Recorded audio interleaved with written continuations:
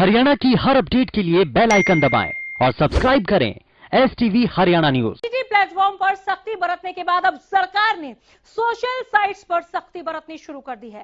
सरकार ने नए IT नियम बनाए हैं जिन्हें सभी सोशल प्लेटफॉर्म को लागू करना था, लेकिन ट्विटर ने ऐसा नहीं किया, जिसके चलते ट्विटर की टेंशन बढ़ गई है और अब ट्विटर की परेशानियां भी बढ़ गई हैं। रिपोर्ट देखिए और पूरे मामले को समझिए।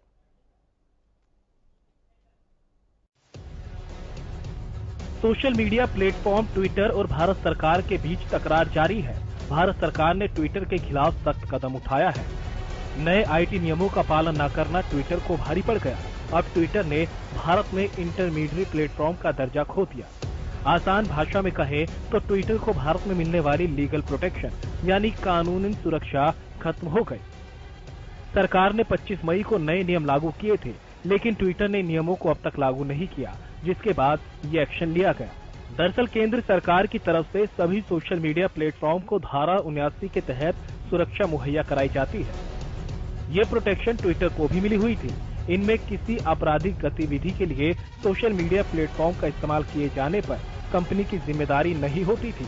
किसी भी केस में कंपनी को पक्ष नहीं बनाया जा सकता था।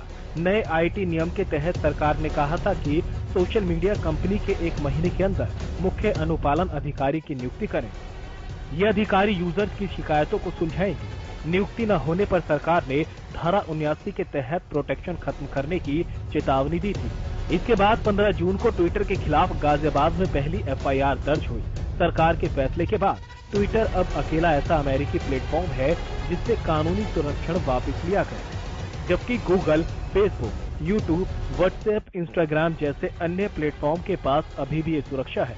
ट्विटर का लीगल प्रोटेक्शन का हटना बेहद गंभीर मसला है। अब ट्विटर भारतीय कानूनों के दायरे में आ गया और किसी भी आपत्तिजनक कंटेंट के लिए उसे जिम्मेदार ठहराया जा सकता है।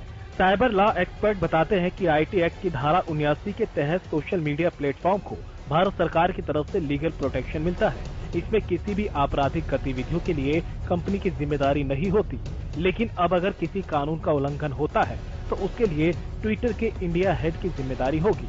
आपको ट्विटर के खिलाफ हुई पहली FIR के बारे में जानकारी देंगे, लेकिन उससे पहले बताते हैं कि आखिर नए IT नियम है क्या। सोशल मीडिया प्लेटफॉर्म को एक मुख्य अनुपालन अधिकारी की नियुक्ति करनी होगी। कानून प्रवर्तन एजेंसियों के साथ समन्वय के लिए एक नोडल संपर्क अधिकारी की नियुक्ति करनी होगी। एक रेजिडेंट शिकायत अधिकारी की नियुक्ति करनी होगी। एक मासिक अनुपालन रिपोर्ट प्रकाशित करनी होगी। मासिक अनुपालन रिपोर्ट में शिकायतों और शिकायतों पर की गई कार्रवाई के विवरण का उल्लेख करना होगा।